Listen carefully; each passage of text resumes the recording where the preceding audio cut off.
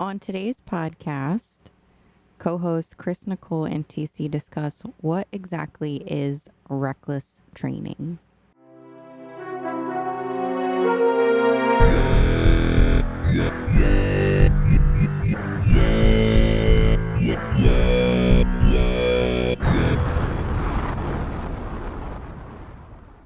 All right, so we are here to discuss the inevitable what is reckless training.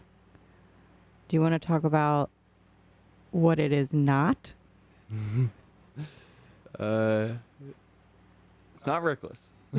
It's not throwing the weights around. It is not unintentional. Yeah, Actually, quite the opposite, correct. ironically enough. Mm-hmm. I guess I'll just dive in.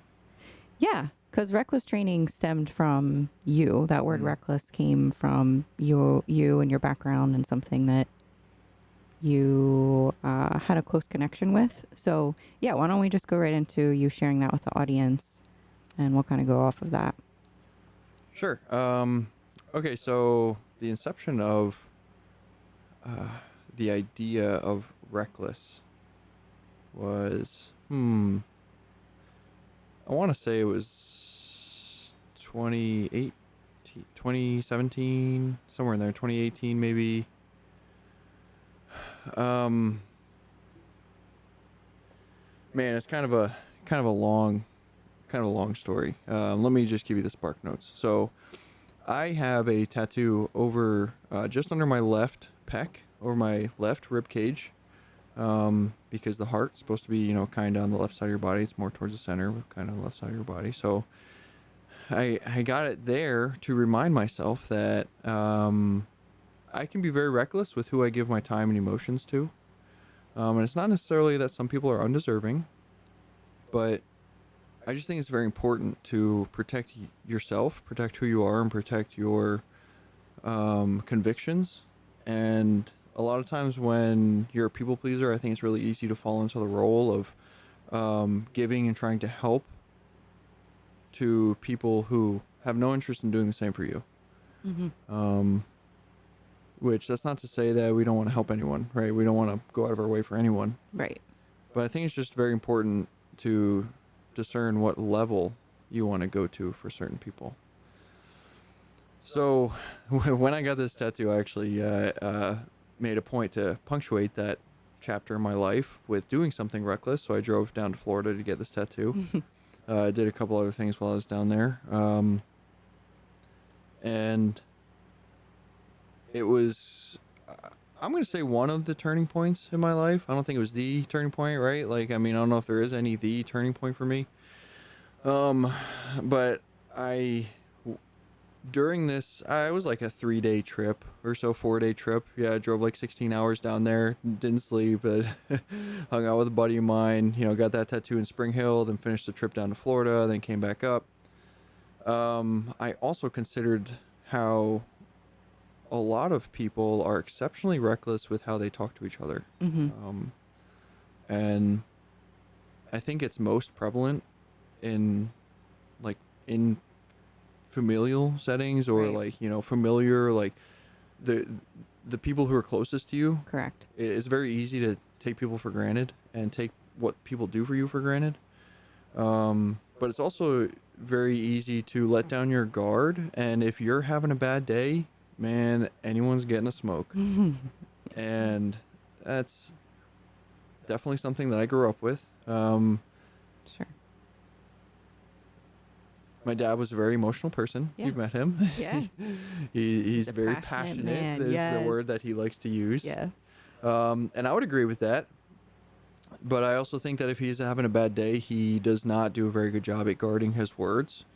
And everyone around him is left feeling like, what did I do wrong to get yelled at right now? Why?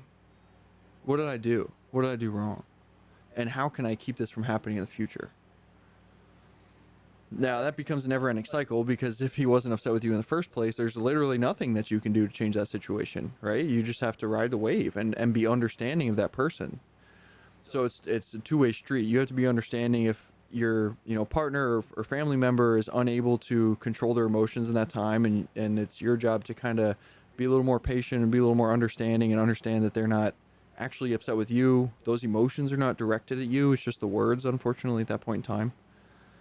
But it's also on the flip side of that coin, I think it's our responsibility for people to just take a second, especially if you're feeling angry about something, take a second to think about what you're about to say and how it's going to come across to people. Like, and consider your audience, right? Because you or I may not be in a very good place to receive something at any given time.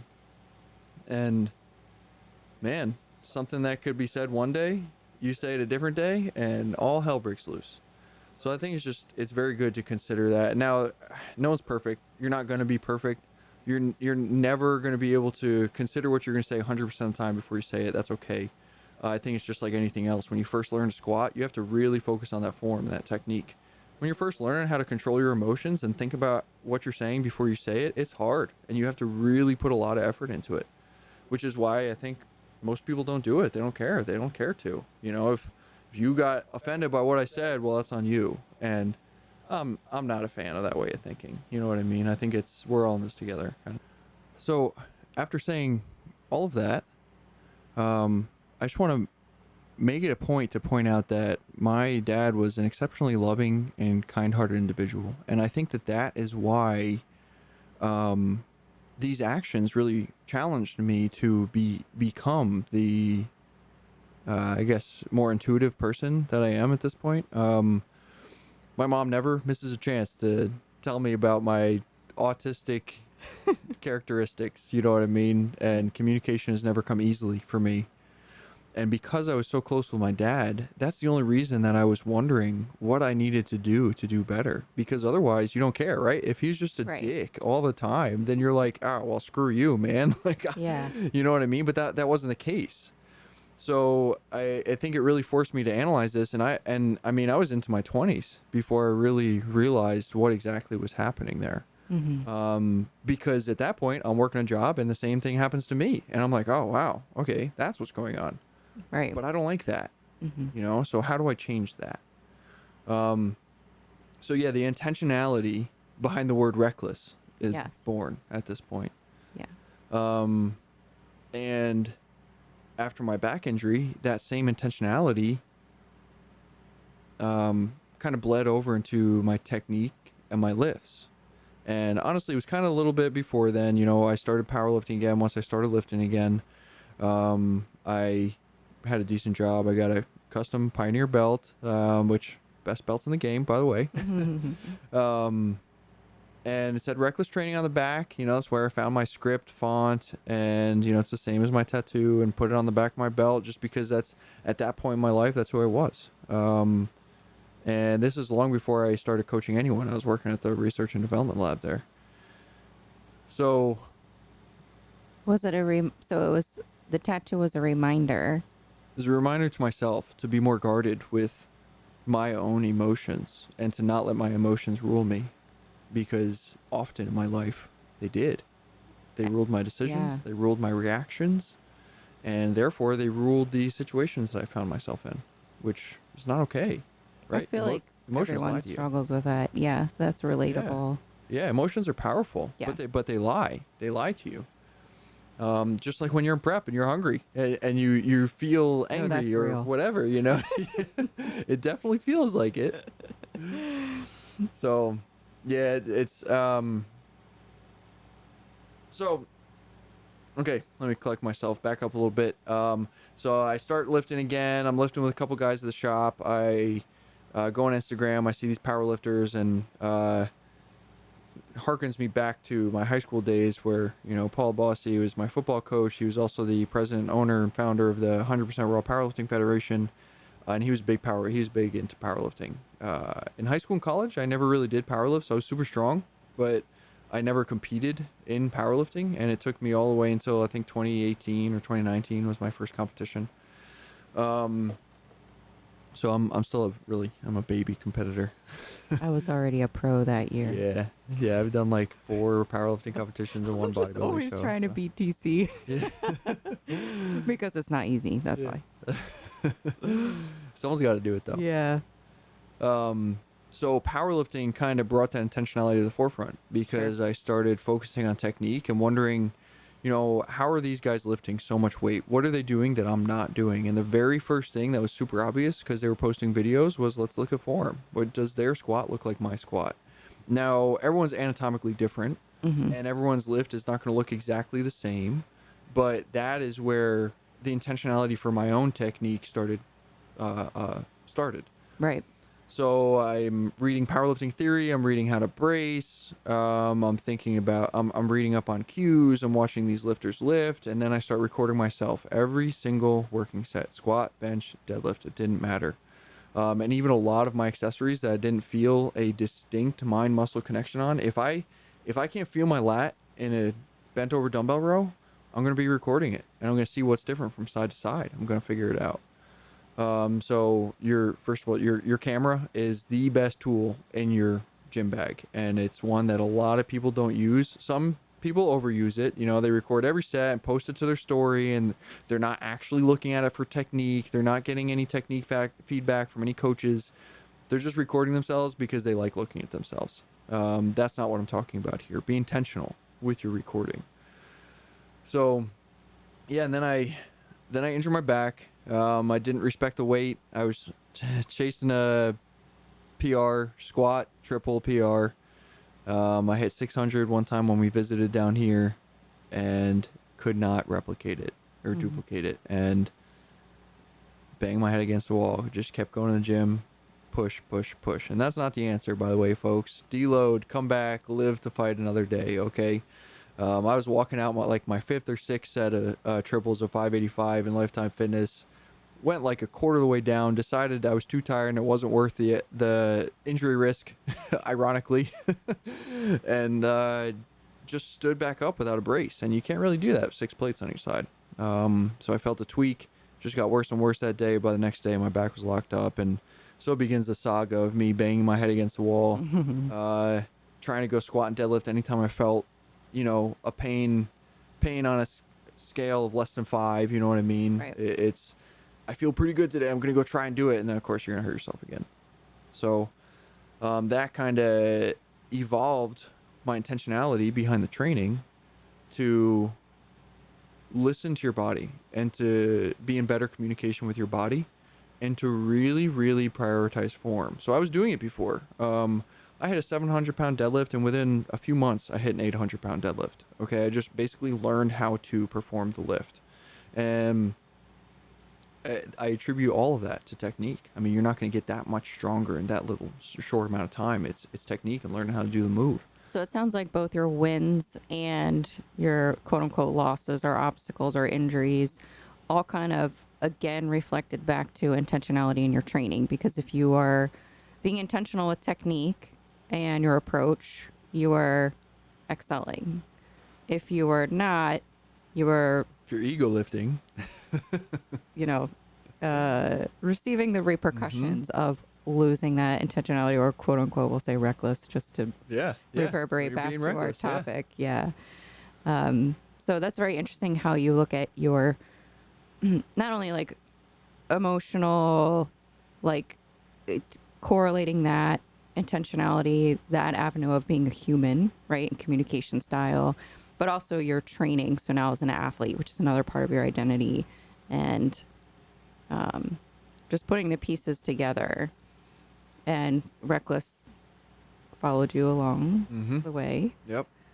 And I didn't mean to like cut you off, No, but it's okay. Yeah, and along the road that became something that you wanted to adopt in your career. sure. Yeah, yeah, definitely. Plus, it's a cool name, right? I mean, reckless training. Yeah. It's pretty catchy. But I think when a lot of people hear it or see it, that's all they think. They say, "Oh, that's a cool name," and that's probably why he picked it. And it couldn't be further from the case. You know what I mean? It just kind of evolved into this training company because of the trials that we've gone through Mm-hmm. as athletes. Um, and I really think that without trials, you're only going to be half the athlete that you could be. You know what I mean? Sure. I really think that pain and injury can be great teachers. Um, if you're willing to pay attention, and you're willing to have the patience and devote your mentality to marathon mentality. Sure. Yeah, losses have taught me the most Mhm. as well as an athlete. Yeah. Winning is fun, Yeah. but I really advance when I'm falling short somewhere. Yeah. Because what other thing do I need to incorporate, or what small percentage do I need to reach for? I almost feel like it's harder sometimes to be at the top. Because what What do you work on? Yeah, what do you improve on? Yeah. Yep. Yeah, I Um, really think like you hit the nail on the head. You know what I mean? It's first of all, it's a great motivator, right? Being injured, being down, losing, like you get hungry. If you have that mentality, some people just give up, but that's not who's listening to this podcast right now. I know Right. no one out there is giving up. So, Right. yeah. So do we want to talk about, reckless training started with you, and then I came on board. hmm So you had established the company, you were coaching some athletes. Well, I was really excited for you to come on board because Oh, I was kind of, well, you know how organized I am. We got the air quotes there for the people, listening in their cars.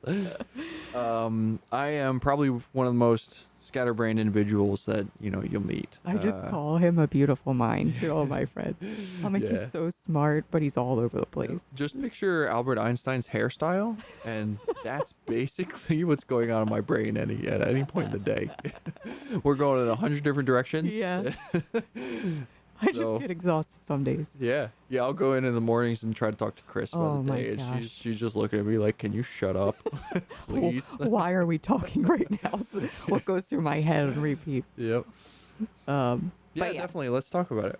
Yeah. So I think that, because I want to talk about like how you and I, made a cohesive partnership in evolving reckless training, because that's what I think it really it was established, Yeah. and then it's continued to evolve. Yeah, And and established is a very loose term. Mhm. I was using Google Sheets and Google Drive and Google Docs for all my intake, all my programs, which worked okay. But some people had issues, viewing the programs in the Excel, which Sure. I can imagine. Like I put a lot of information into these programs Yeah. because I care. And like I said, the meaning behind reckless training is intentionality. So I'm trying to tell you how to be intentional with literally every aspect of your body, even if you're just doing a bicep curl. We have to make sure that these shoulders, both of them, are pulled back evenly and they're stabilized down, so that when you're performing that bicep curl, everything is coming out of your bicep. You're not rolling that shoulder forward to shorten the bicep at the top to make the lift even easier. You know what I mean? Like there's all these little nuances that a lot of people kind of overlook. he's currently working out during this podcast. He's working out and talking at the Check same out our time. YouTube. He's You'll see. doing bicep curls the whole entire time. I'm just kidding. Just kidding. But yeah, and that's one thing that I liked, because I started getting training from you. Yeah, you were Jamie Kennedy was my first official client, and then you were like Yeah. a month after. Yeah. Because I had decided that I was going to roll the dice. We dated, our dating. For about a year Mm-hmm. before I started We training. were just athletes dating.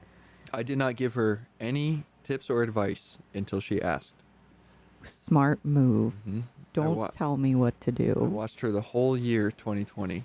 That's Followed like- her around. Yeah. But that's the cool thing that I like about you, is you, instead of just, this is what you should be doing, and just interjecting, because I'll do that.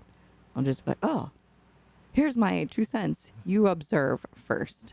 And I think that's also intentional in how you're going to communicate, or how you're going to convey a certain message or instruction, because you're not just throwing information at somebody, you're also thinking about who you're talking to and how to best convey that message.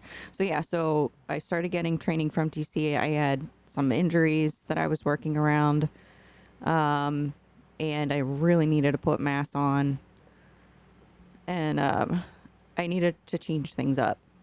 So I almost kind of, I was one of your first clients, basically. So you were training a bikini competitor, a powerlifter training a bikini competitor. Shocker. We Yep. need like a sound for that. And I had apprehension. I had some like, there's some things I don't want to train. There's some Hmm. movements I don't want to do. Well, also because of preconceived notions, you Yeah. know. Well, I had my own theories on Exactly. how a bikini physique should be trained. Hmm. But I had reached a point where what I was doing, I didn't feel that I was getting the most out of. And Well, also, I was in person, right? So I'm right right, in front of you, and I right. can. We did when we first started working together. We did a lot of work in person together. You Hmm. know, I'll say maybe like once a week for like 10, 12 weeks. You know, at least I feel like we put a lot of good quality time in the gym together. But we were traveling all the time together, Hmm. right? So we Yeah. had that opportunity. Yeah.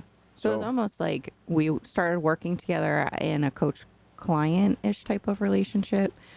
And it really opened my eyes to looking at training in a very differently, looking at how my body moved differently, my mental space going into the gym.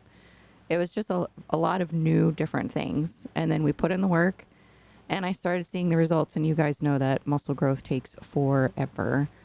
So I also learned some patience, mm-hmm. but I was getting some positive feedback along the way. It Mm-hmm. wasn't like I was just going in blind and then 2 years later I was like, wow, my muscles grew overnight. No, I was seeing some hypertrophy, but I was also feeling a lot of the differences and having, I think that's what happened. You had that trap or the levator injury, yes.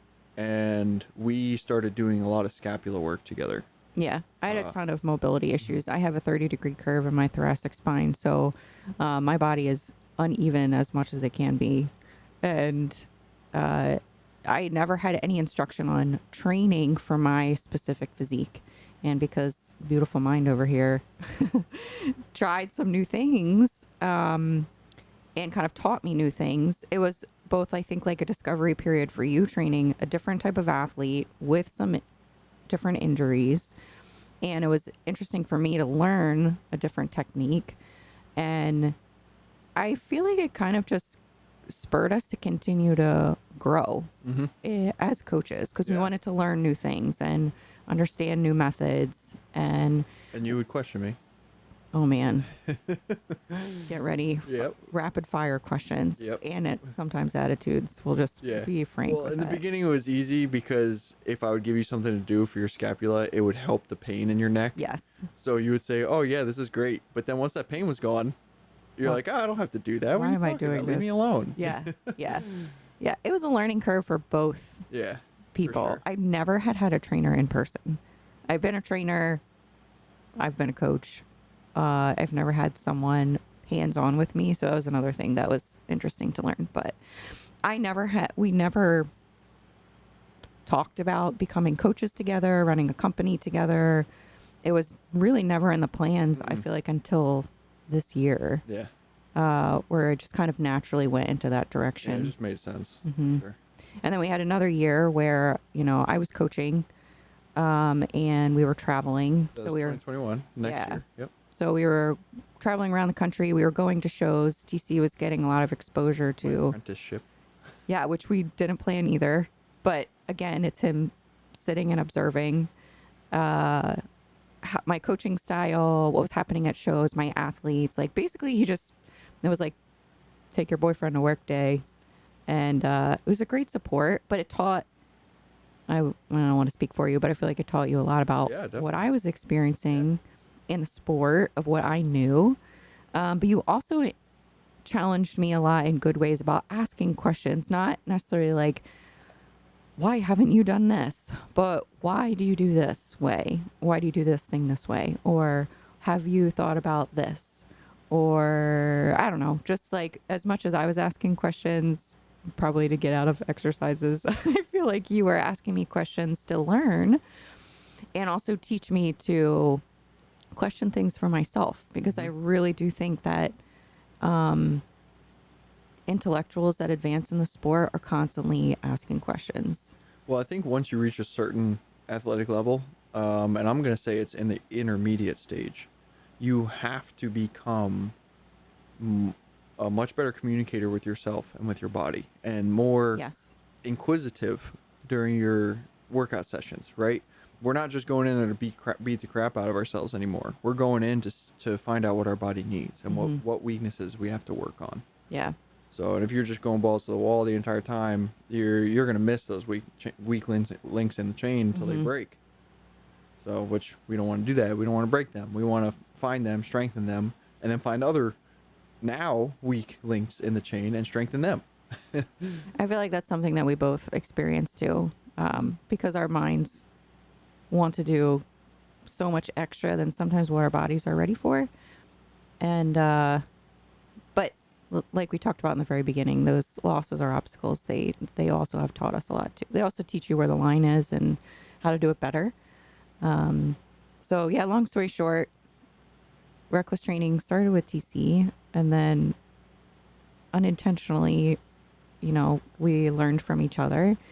And then this year we kind of made the jump. I think because I saw the value in what you were bringing to me and my physique. Like I just got back I competed this year. I haven't competed. I was off stage, I think I can never remember. Since 2020. It was September 2020 until March was your first show this year, 2023. Yeah. So it was like 2.5 years you were off stage, you were away from stage. Yeah. And in there was our fat year. Oh gosh. Well, that'd be a whole other episode. Yeah, we'll have a podcast We should on our have fat year. pictures to show people. But yeah, so I think that I saw the value, and I love my clients so much, and anything that I can give them extra, I want them to have. And I was like, man, I tried to like give some instruction and help them along the way, but I just didn't have the same, I don't know. Interest, I'm going to say. Yeah, I think it's you just interest. had like stronger. Being a guy, you want to know how to build every single muscle aesthetically, right? Yeah. I've always been a power builder. I grew up reading Muscle and Fitness magazine, but I've always had an eye towards max end strength, top end strength. Yeah. But yeah, I've always had a much higher interest in like the actual training. Now, you did go to school and you love training, you love programming, you love working out, you love, learning about exercises and stuff. It's not foreign to me, but yeah. if I could bring in somebody that was stronger in that aspect, it would allow me to focus on different things and Yes, exactly. people's prep. And I just nerd out on the nuances too, right? Like I go down to a microscopic level on these lifts that a lot of people don't go to. Yeah. And some people might say, well, that's not necessary. But I was just telling Chris the other day, I was watching a video of Chris Bumstead. I was like, his shoulder press, we can fix that. Yes. It's very interesting like to hear. Chris, if you're listening. Give me a shout. I got you. But it is very interesting to hear what TC sees. Like he'll look at posing videos or photos or exercises and can pick out things that I would miss, or I'd have to really concentrate and watch probably like 10 times to be like, okay, I see that there's a problem, but what exactly is it? And I think you very quickly catch on to errors, or maybe parts of the body that are lacking, and then you start problem solving. Problem solving is a huge skill of yours. Sure. Yep. So I think that having that aspect where I can give you an athlete and tell them, communicate with TC, talk about your injuries, talk about your lifts, where you're struggling. And then you and I both sit and talk about the aesthetics of that athlete. We'll have a meeting and talk about, okay, where are the strong points, where's stuff lacking, even in movement when a client is posing. Immediately, it's like, okay, I see a weakness in this point. I see a weakness in this point. We need to add these things into their training. So it becomes a cohesive effort to give the client as much as they possibly can. So that's kind of our setup at Reckless Training, is two coaches for the price of one. We will never be rich. But we really pride ourselves in being able to give as much as we possibly can to the people that choose to invest their health and their goals, put those things in our hands. So I don't know, I kind of went on a tangent. No, that's great. Yeah. So just to clarify our business structure, The onboarding process generally goes through Chris because she is much more personable, and people like talking to her more than they like talking to me. So yeah, she generally does the onboarding process, and then she will be doing the weekly check-ins. So when you Mhm. check in on a weekly basis, you'll get a Loom video back from her response. Generally going over your pictures, going over your diet, going over your daily life, your daily routine over the past week. We have an intake questionnaire to fill Mm-hmm. out weekly. Yep. And then she will be in charge of your macronutrient Mhm. nutrition guidance and as well as cardio. So now, obviously, we collaborate on those two things Yes. because it has to match up with training, right? If you're depleting, I'm not going to give you the hardest workout of your life on, your second depletion day on peak week, right? Like that Yes. doesn't make any sense. Yes. So we do collaborate a lot on that. But then, uh, not then.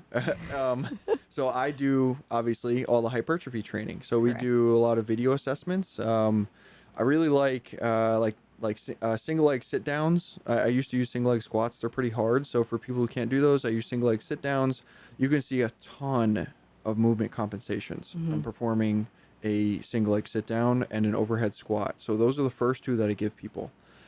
And then from there we branch out and we do some exercise specific videos like hip thrust, squat, deadlift. Like we want to make sure you're getting your compound lifts down.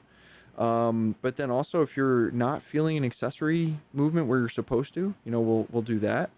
I like single leg glute bridge leg raises, which is it's kind of hard to describe, but just suffice it to say that there are a lot of different exercises that we use to uncover all of these imbalances that are Mhm. going to make it much harder for you to continue advancing without a plateau.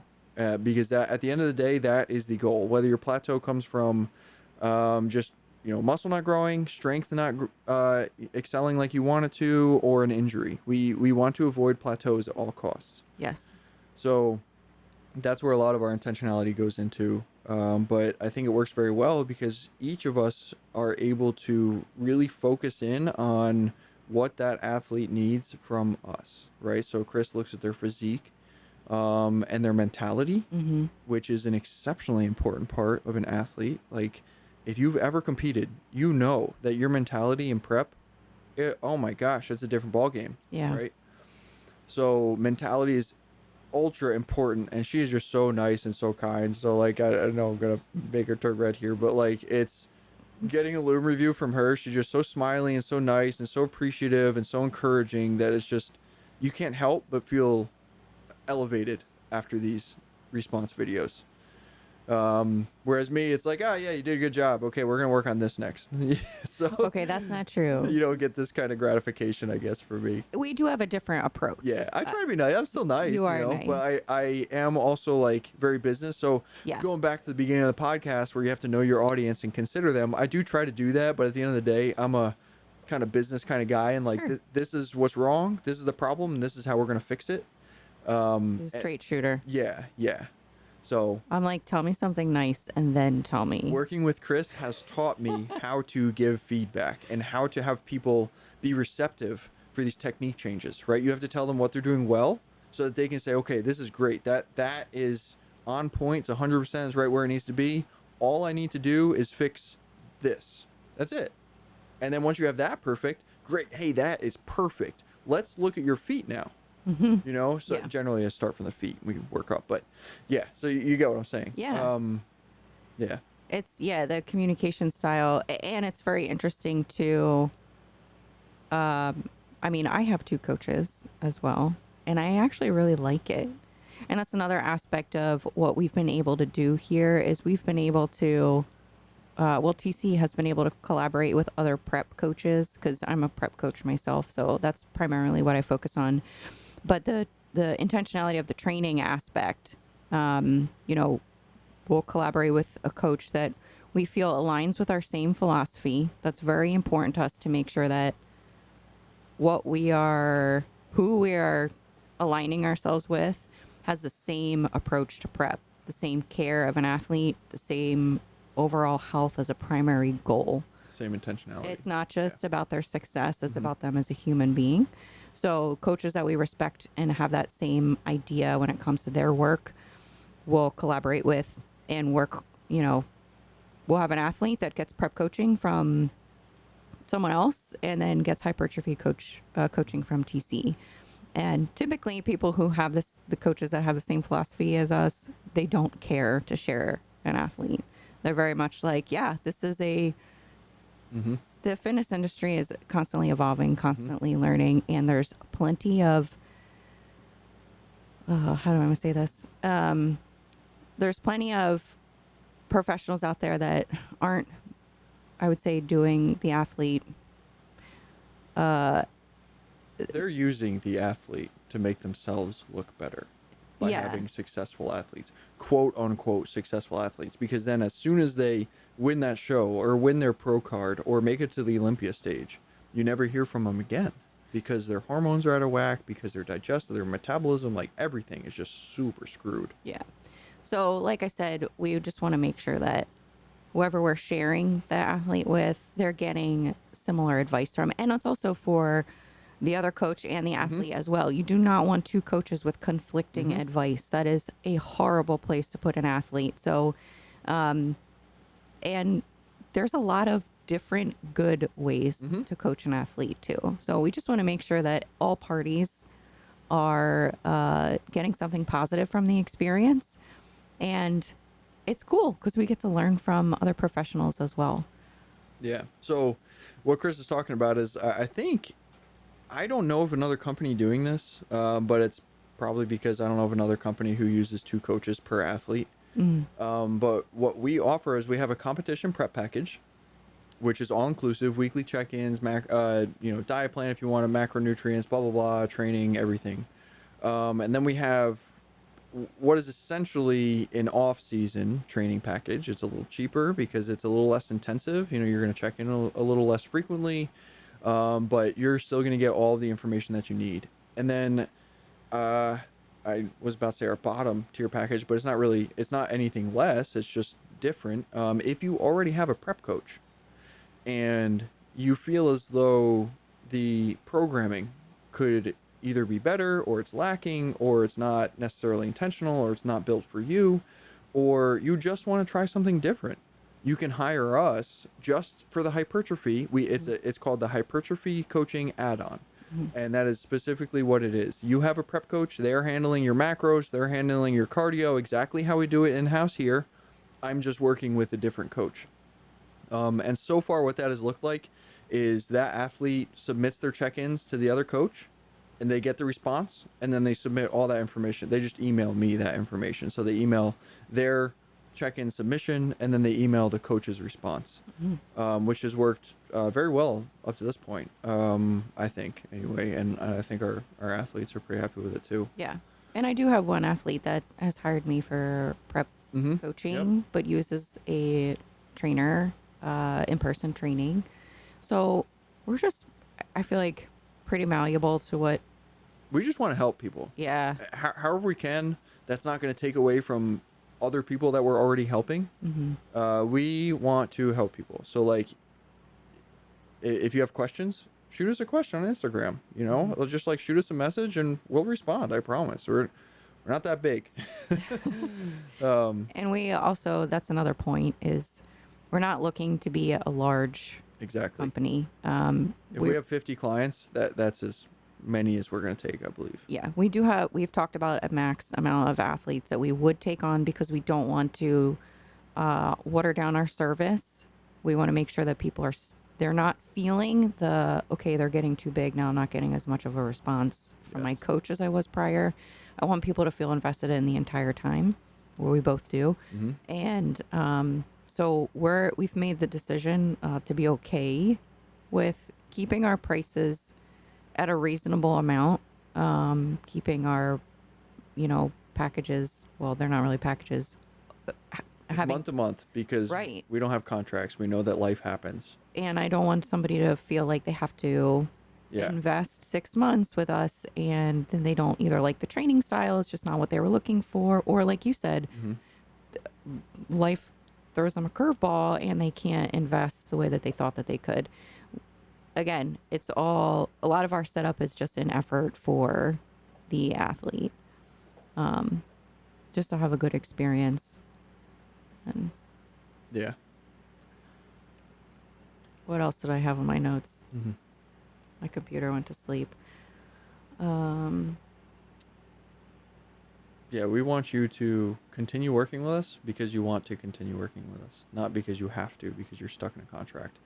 Man, I worked at LA Fitness for 1 month, and the lowest package they had for personal training was like 6 months or something. Yeah. I sold one package. And when that woman looked at me and said, "Wait, you're not training me?" Yeah. I felt so terrible. So bad. Yeah. I was about to cancel the sale, but of course the sales manager was there and he was like pushing it through. Right.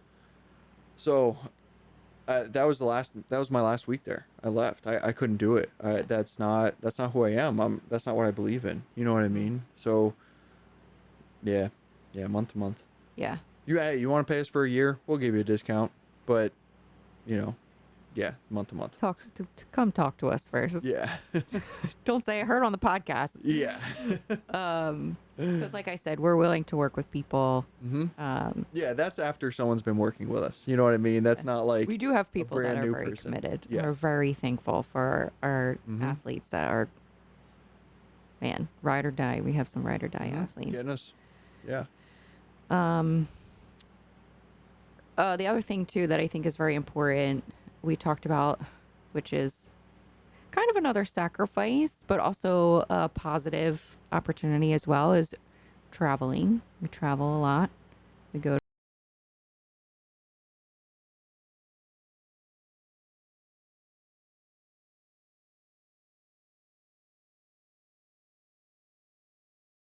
to a lot of posing seminars. We go to as many shows as we can swing. Workshops, posing workshops. We've been to a lot of events, expos. Over the past 3 years, I think all of our money has been spent on food, supplements, gas, and hotels.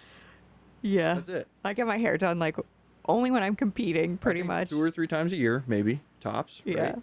I just want to have nice hair when I compete. Yep. I get my hair cut before an event. Yeah. So whether it's 1 month away or 3 months, Yeah. I'm gonna come in looking pretty grizzled. Our clothes are pretty old. Yep. Whoever wants to donate. Yep.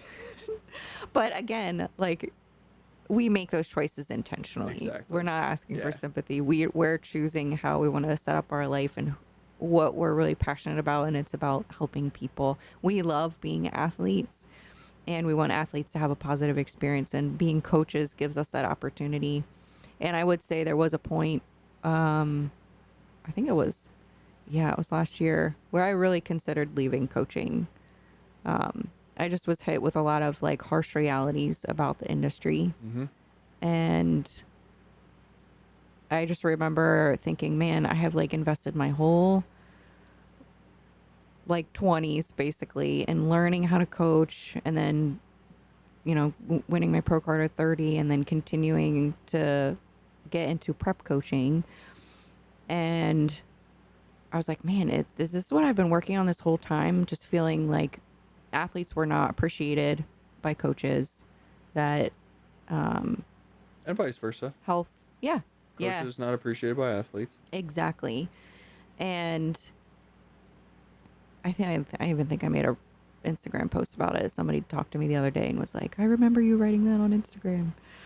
But it was hard. It was hard to think about. And I think that's with anything. If you're investing all of your time and your effort and you're wanting to make a positive change and feeling like you're just swimming against the tide, that's how I felt at that point.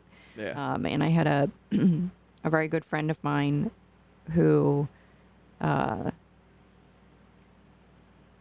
poor coaching, Mm-hmm. and it cost her everything. Yeah.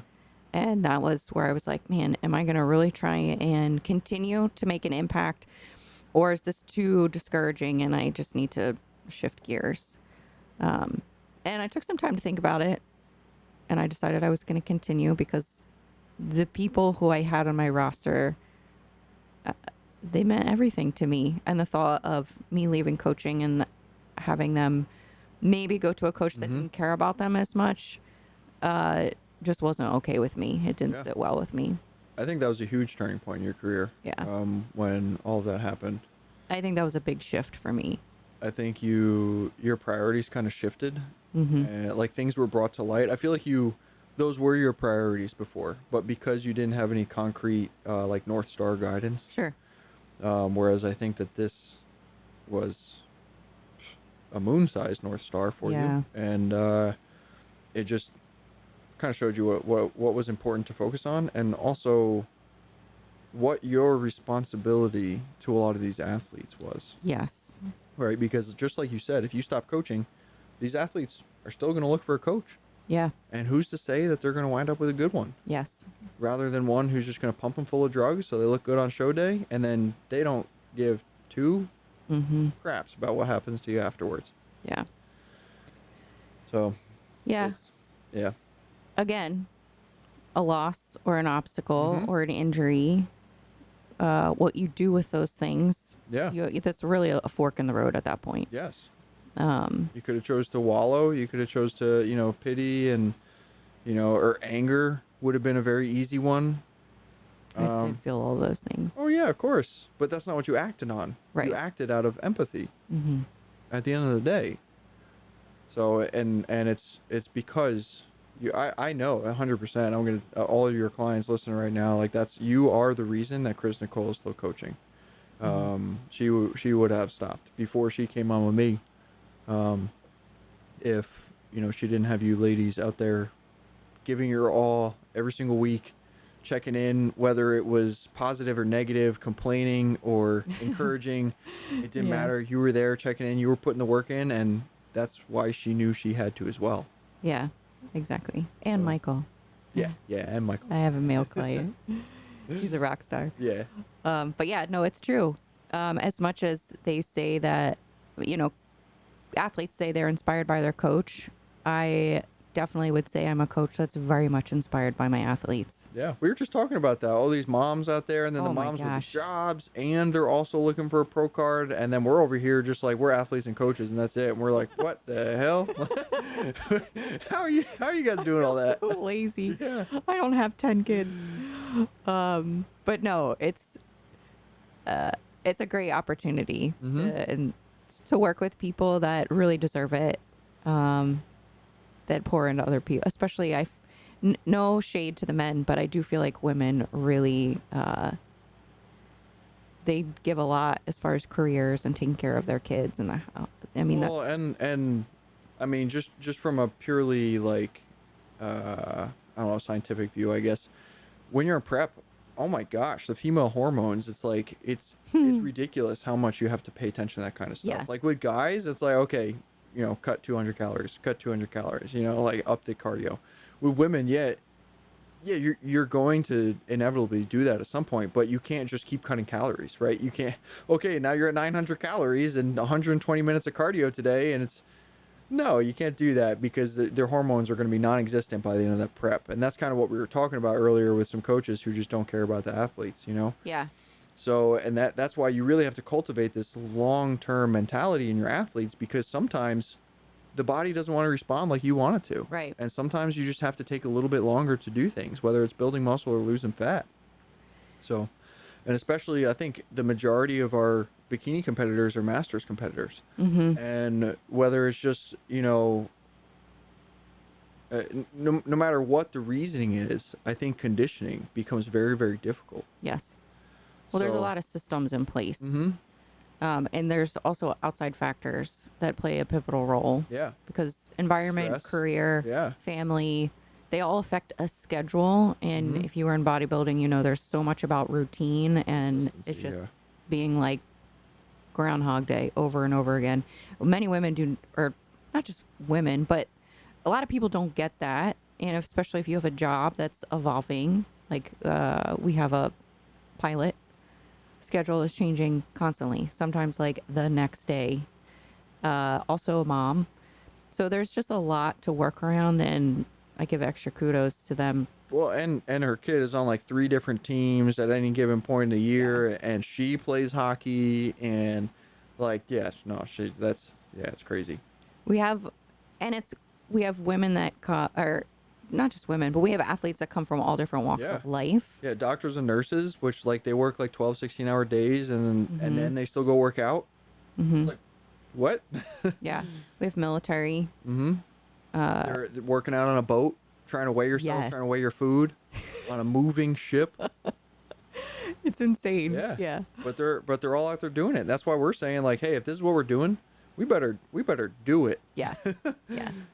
Yeah. So- And that's why I think like communication is another thing. So like I think we both agree that prep is not just, or coaching is not just science. I think you can lean very heavily on like, what does the research say? What does,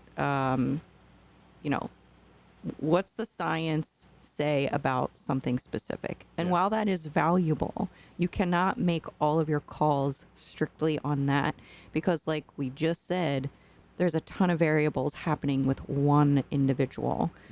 And so there's also the aspect of interpersonal communication by understanding an athlete, also giving them a safe space to share so that they don't feel like they're getting in trouble when they fall off, because I need to know what's going on in your life to be able to help you, not to give you criticism, to help you. And the same thing with you, like TC, you need to know what's going on with that athlete in the gym. If they're feeling like they have no energy, no strength, they're smoked, or they're not getting connection, they're feeling like they're just spinning their wheels, that's a problem. Yeah. And that's where, we're here to help provide solutions. Yeah. And so good communication, and we're two different people, so we may have different communication styles, but I think it's appropriate for each thing. Like gym is business. Nutrition is, I would say, more of an emotional thing. And, we play different roles in helping that athlete get a cohesive marriage of their athletic goals and their life that's happening at the same time.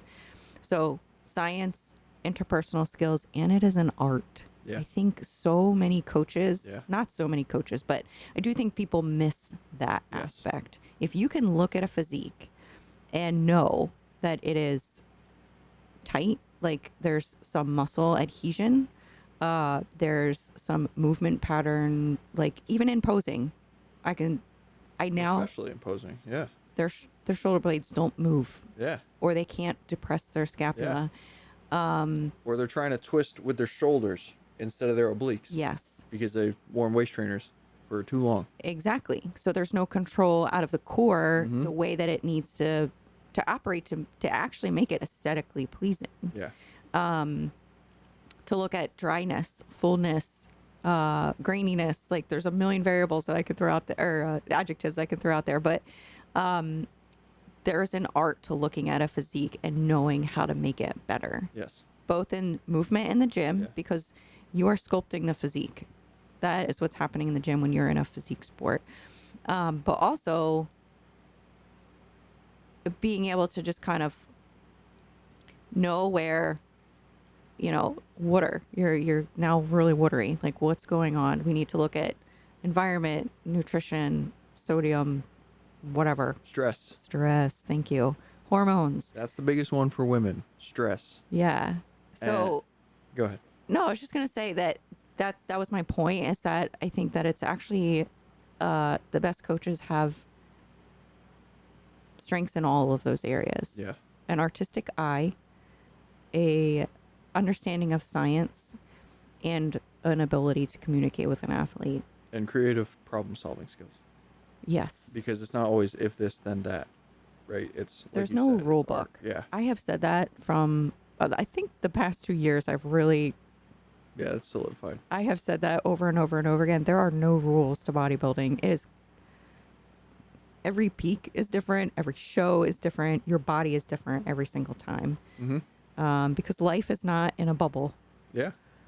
So I think that's why, And you're not in a hyperbolic chamber. Right? Your body's Yeah. changing. right. Like even for you did 3 preps this 1 year. You're the same Oh. age the entire time. They were all 3 different. And my prep from, like, I had back-to-back shows was different. Mm-hmm. So that's why I think a good coach is able to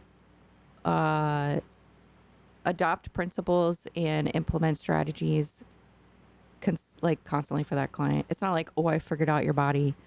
Now I've written the rule book on how to like peak you Yeah. or put mass on you. Let's just duplicate this over and over again. It's really like you have to constantly be learning that person. And that's Mhm. why I think us having a limited amount of clients so that we can do a quality job is what's important here. Yes. Um, but, and I think a lot of that, like going back to what I was saying, is going and making connections with people in the industry, with people that are at the top of their field, that are very intelligent, going to seminars, learning, continuing education. Mhm. That's something that's very important to us too. I would even say, uh, I've learned a lot just from the average lifter, from some Gen Pop lifters. That's true. Yeah. Where some cues, like this past year, I've had to do some in-person training to help pay the bills, and I'll tell you what, man, I've learned a lot from working with those people, because they all have these movement imbalances or issues or compensation patterns that need to be worked out, and I don't always know exactly how we need to do that right out the gate. So we have them try a couple things, and sometimes the very first thing works, and sometimes it doesn't. Sometimes it's the fifth thing that you try that works. Yes. But every time you get feedback from that person, and then a lot of times they go back into their own workouts and then come back to me and say, hey, I was trying this, and this really worked for me. Yes. Because I was thinking about it like this, and this is how I cued. And now I have a new cue that I can give to people to try in the future. So this in-person training over the past year has definitely helped improve my online game, but it's also given me the insight as to what assessment movement patterns we need to look at to uncover these compensation patterns. And that cueing. So many people will ask me, where did you learn that cue? I'm doing posing sessions for people. How did you learn how to do that? Or that cue made so much sense to me, and their body is like doing exactly what I'm asking it to do. And I'm like, oh, my powerlifting boyfriend taught me that cue. And they're like, your powerlifting boyfriend does bikini posing? But that's why I think it's movement. It's kinesiology, right? Like I've been developing my eye for movement with exercises, but in this exercise, this is happening. So what do I need to cue, or what body part do I have to activate in order to get this to happen? And it's the same thing in posing. This is happening. How do we present it a little differently? Yes. With all of the pieces kept in mind. Mm-hmm. So yeah, it's been fun. Like kind of just giving you a little tidbit every once in a while, and like fixed my posing too a few times. Yeah, it's and not like anything crazy, No. right? It's just been like think about driving this and pulling that hip back. You know, like it's just very small little cues that just help with the positioning. And Yeah. think about getting upright and twist through your abdominals. Oh my gosh, you know. So like, it's very interesting to me. I enjoy it. I It's enjoy helped every me aspect. be creative too, and Mm-hmm. asking people to do different things.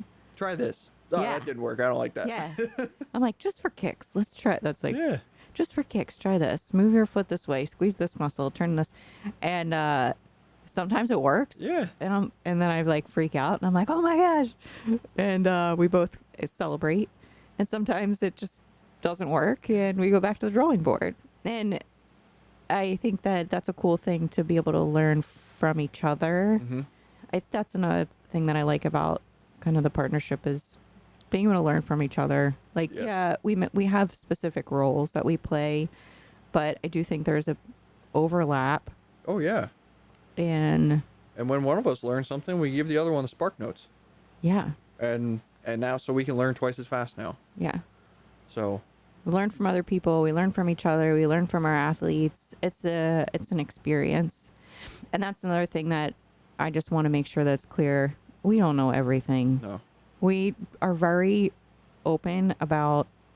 We know like 0.0001% of the information necessary. I'll never pretend that Not I'm. necessary, but all of it, you know. Yeah, like, and I think that I will always be like that. Mm-hmm. We'll always want Yeah. to learn more. We'll always have room to grow. And I'm never going to say, like, oh, I'm like a top elite prep coach. I'll probably never feel like that. But you're not going to get I think, bloated confidence from either of us. Yeah. Sometimes we don't know, and we'll tell you. Yeah. That's a great question. I have Yeah. no idea. But that's why I like to collaborate. Well, we like when that happens too, because then we get to go look something up. We get to share that information with that client, and now we have a new bit of information in our brain. Let's figure it out. Mm-hmm. I love that. Let's figure it out. Yeah. And I'm just not going to create an answer because I think that's what it should be. Yeah. It makes me sit and think about it and be like, what should we be? What should the answer be to this? Or how can I figure it out? Or, so yeah, there's plenty of great prep coaches out there. We have a different setup, Yeah. but When you're looking for a prep coach, go interview a couple. You Yes. know, like it's a Yes. very intimate relationship. You have Yes. to like the person that you're with. Well, I guess you don't have to. That depends on your personality type. But I feel like you do have to like the person. Otherwise, you're not going to listen to them. You're going to tell them to go screw themselves when they tell you you're Yeah. cutting your calories. You know? you have to respect Yeah. the coach that you have. And yeah, you do have to like them in some capacity. Yeah. Because then it's just, You have to interact with them on a You're not- weekly basis. yeah, then you're not going anywhere. Mm-hmm. Because if that coach tells you to do something and you don't trust them, they're not going to do it. Yeah, it is. It is like dating. Yeah. And I'm very upfront with people. I'm like, if it doesn't jive for you and you don't like the setup or you don't, we're not a great connection. We don't have a great connection or whatever. It's totally okay. I'm too You know? nice. Yeah. That's okay. I actually enjoy helping people find coaches that are good fits for them. I'm Yeah. not like, you are my athlete. You will always be my athlete. Don't ever leave me. Or Yeah. else. I want to work with you. I want to help you. But if you feel like that it's not a good fit, Or you just want to try something different. You or know? that, Yeah, you want to go learn from another coach for a while. Hey, Let's- do it, man. let's talk about who else is in the industry and who might be a good fit Yeah. for you. Chances are we've probably talked to them or we know some things about them and we can kind of direct. I just think that coaches should be very honest. I mean, that's kind of like my theory. Just being very honest about what I can and can't do. And if I can't do it, I'm going to direct you to somebody who can. Sure. And that's another reason why we go to things, to make connections with people so that we can just be a positive influence on the industry and whatever that looks like. So, yeah. Any other things? Hopefully this is making sense. Yeah, I think we were kind of roundabout a couple times, but I think we covered a. Oh. So one other thing that I think is very important, that is very different, and part of the reason that I really liked a different approach to my prep. Actually, there's two things, but the approach to your training, which I think we could probably do a whole other episode on, but Yeah. just to give a brief explanation, because you have an aesthetic in mind, but that's not the only thing you program for. Correct. And I think as physique athletes, we're very just interested in make my body look like this as quickly as possible. Yeah.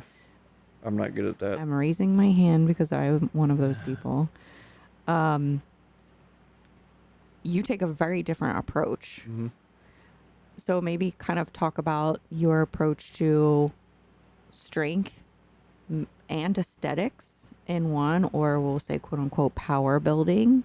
Like, how would you explain your style of prep coaching for a physique athlete? Sure.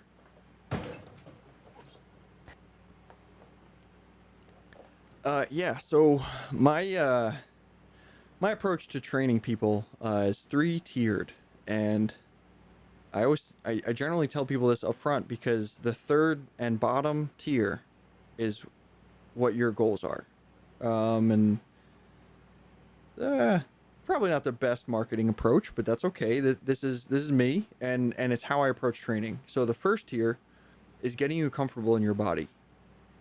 And what that means is if you have daily aches and pains, if you have little nagging injuries, if you have things pulling from your focus on a daily basis, you're not going to progress as efficiently, as quickly and efficiently as possible. Okay, so the very first thing we have to do is identify any issues within your kinetic chain. Okay, so this includes like movement compensations, length tension relationship imbalances of muscles across a joint, old nagging injuries that were not properly rehabbed, anything like that. Okay, so the second tier is we have to make sure that you're moving properly in the gym and executing all of your exercises the way you need to be executing them, right? Because if you're not performing these exercises correctly, you're not going to get the benefit. If you don't have the right focus, you're not going to get the benefit. If you don't have the right intentionality, you're not going to make progress as quickly as you could. Okay, and then like I said, the third tier is what your goal is. And now we accomplish all these three things at the same time, right? But I just want to make it clear that going into this thing, like your body, you have to live with that for the rest of your life, no matter how long you compete for. Mm-hmm. And my goal is sustainability. So between the two of us, our goal is to set you up with a lifestyle that is sustainable for as long as you want to sustain it for. And my specific goal as your hypertrophy coach is to teach you how to work out properly. And now a lot of you listening, I'm sure, oh, I've been lifting for 20, 30, 40 years, blah, blah, blah. I know what I'm doing. I'm sure that you do know exactly what you're doing. That doesn't mean that we can't improve upon it. Right. Okay. And that's my goal. That's what I've always been good at, is taking a system and looking for improvements and executing and figuring out how to, establish those improvements in that system. So that's what we're looking to do in your kinetic system. Look for the weak points, look for the energy leakage points, and figure out where we can place our focus to make your workouts more efficient. Because at the end of the day, your workout time is like money invested in the stock market. The goal is to get as much return on your investment as possible. And if you're just going in and beating the crap out of yourself without any intentionality, your return is going to be very minimal. And you're going to wonder why you look the exact same 2, 3, 4 years from now. Mm. And if you have any goals of changing anything, whether that's getting stronger or getting leaner or building muscle, it doesn't matter. If you have any goals, you have to be intentional with your training. If you're just training to stay fit, go in the gym and do whatever you want, because all you need to do is burn calories and, work your cardiovascular system and put your muscles through a certain range of motion. That's all you need to do just to stay in shape.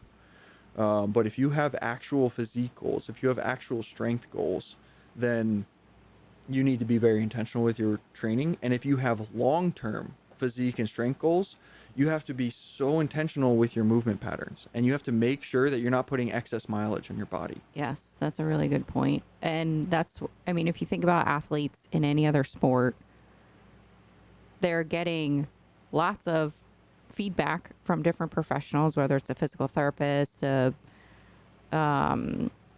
physio, whoever. You know what I'm saying? Like The trainers, they have a whole team of people assessing that person's body and physique, working on recovery, working on just keeping it as lucrative as possible, we'll say. And you're an athlete too. So I feel like people should have a team, and there should be, your training should be, it's not like I need to get 5 workouts in this week. Quality over quantity. Yes.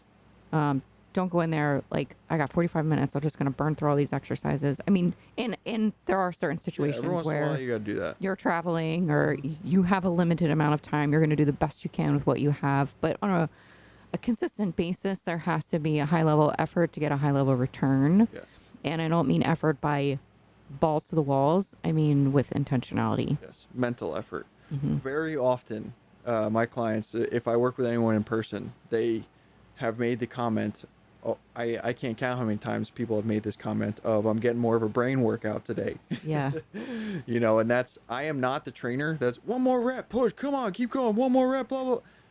You can push yourself like that on your own. My job is to slow you down and bring the intentionality back to your workouts, and then you ramp back up.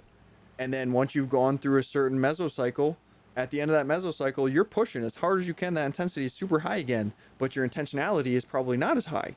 So we take you down for a technique week, boost that intentionality way back up to the top of the scale, and then work your intensity back up again. And it's just a continual cycle to keep you refocused on what's actually important. And what's actually important is your body positioning in any given exercise. And that's one thing that I, as a client of TC's, I really appreciated is getting back on stage this year. I felt strong.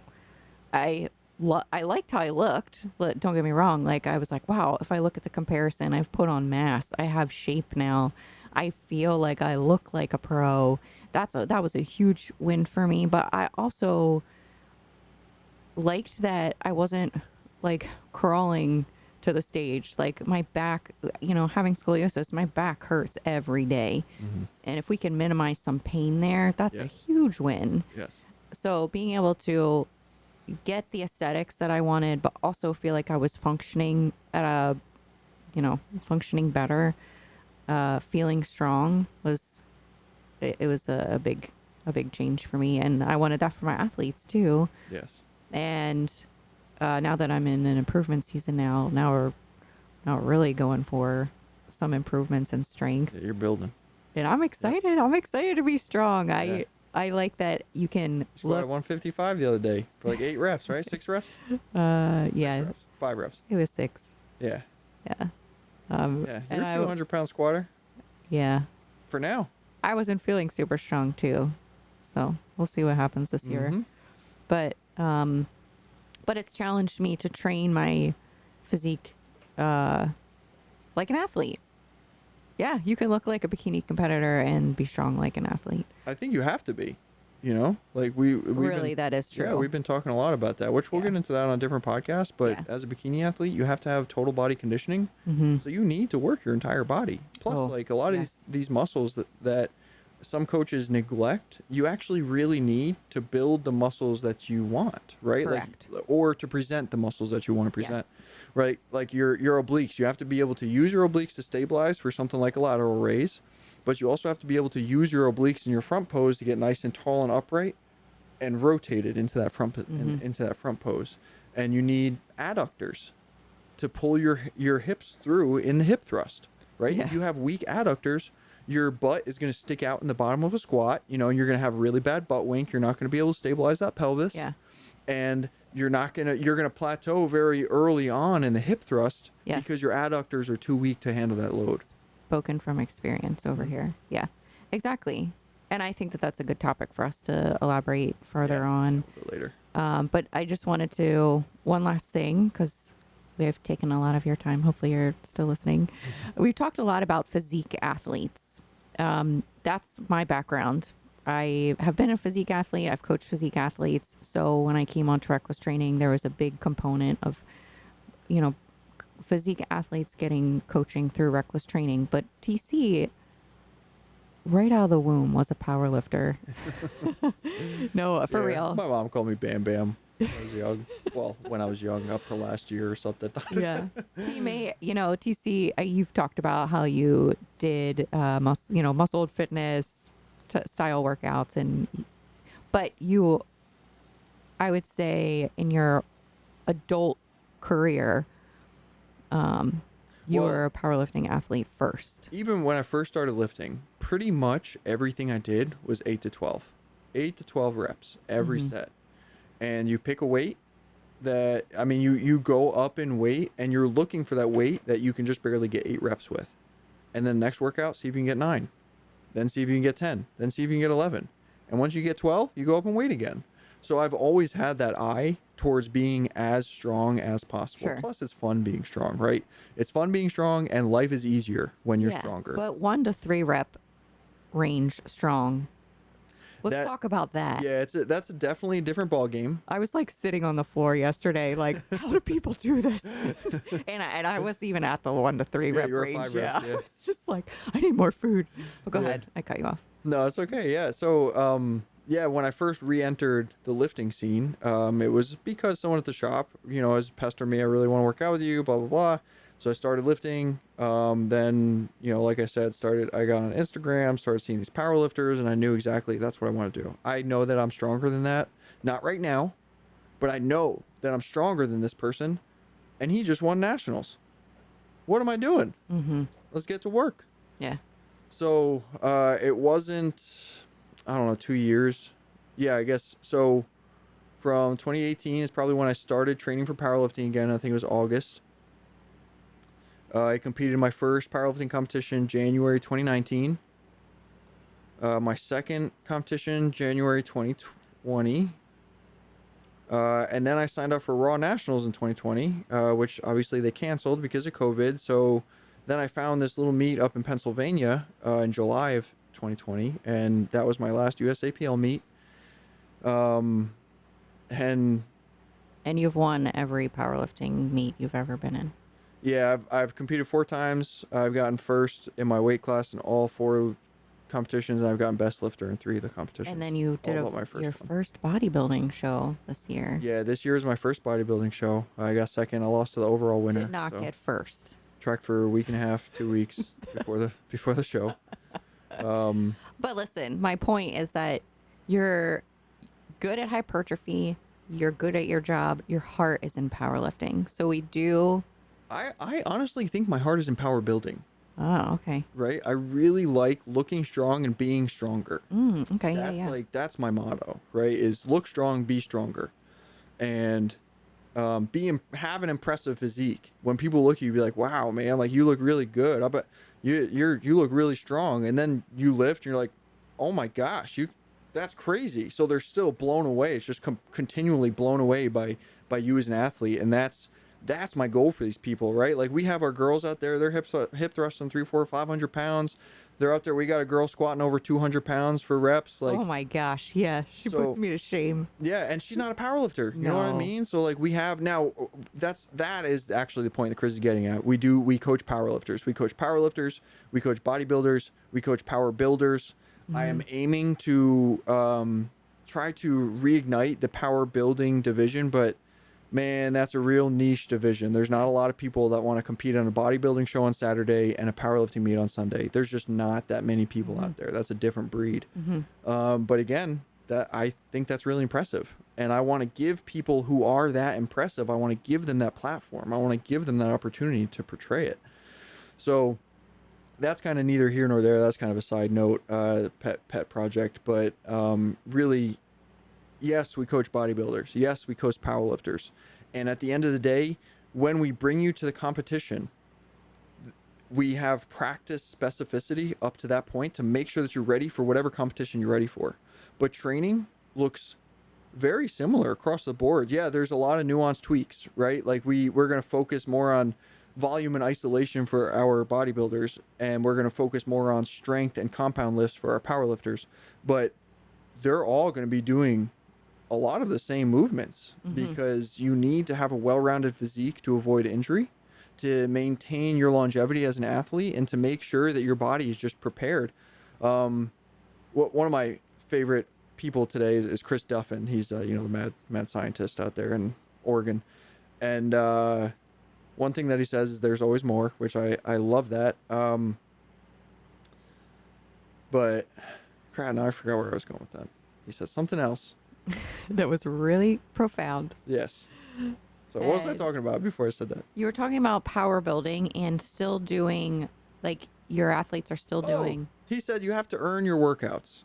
It was in an Oh. email I got from them at one point, but he was talking about his recovery routine and what he does the night before. And he says, my mentality is you have to earn your workout for the next day. And man, when I read that, I was like, that's a really good point. How many athletes are earning their workouts? Everyone's going to the gym, and some people get to the gym, man, I really don't want to work out today. I'll tell you what, man, after being injured, it is a gift Yes, it to is. be able to go into the gym and work out however you want to work out. Whatever that program says, you're able to do it. It is a gift and a blessing. So I have placed a much, much heavier emphasis on recovery days, on deload technique weeks. We don't call them deload weeks, we call them technique weeks. That'll be another episode. Yep. But yeah, that emphasis on recovery and earning your workouts is definitely something that I've taken to heart, and I believe that's been very beneficial. Like the recovery day has what has gotten the most comments from our clients. Yeah, they love our workouts. They feel beat up. They feel sore. They see progress. They see new lines coming in. But the recovery, the mobility, the ease of daily life that these athletes are now experiencing because their bodies can move And it's because we have that first tier of making you comfortable in your body first and foremost, so that you can go into the gym and understand that this workout is a blessing and it deserves for you to put your entire effort towards that workout for that day. So, which is difficult. We live in a world of distraction. Mm-hmm. It's so hard to go into a gym and be undistracted for your workout. You're looking at other people, you're looking at other people doing weird exercises, you're looking at social media, people are Yeah. texting you, Yes. so a song comes on that brings up some emotions, and like it's so hard to remain undistracted. But we have to maintain that mentality that this workout is a blessing and I have to earn it. So, I yeah. love that. I think that's a great way to kind of wrap this up.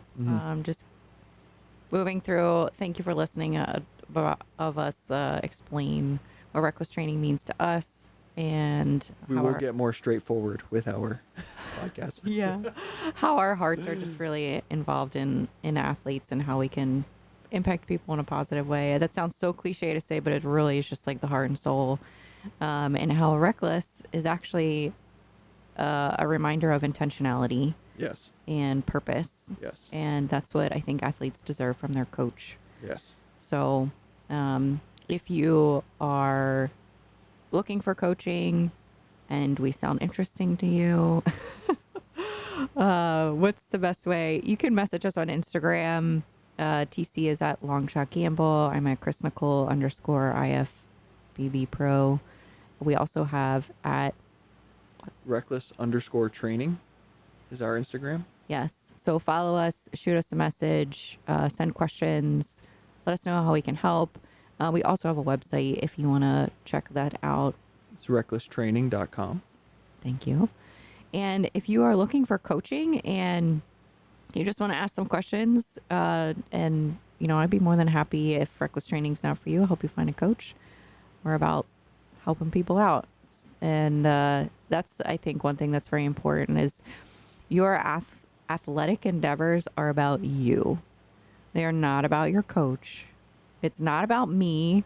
It's not about TC. It's not about whoever is like steering the ship. It's about you.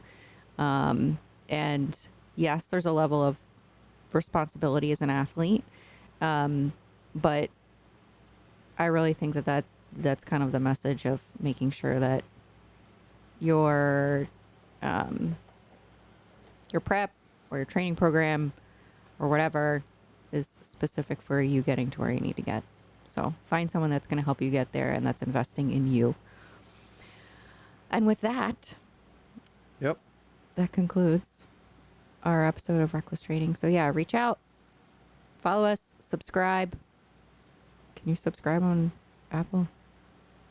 I don't know. We are totally winging this thing. Thanks for being patient. And just remember, work hard, stay hungry, stay humble, and train reckless.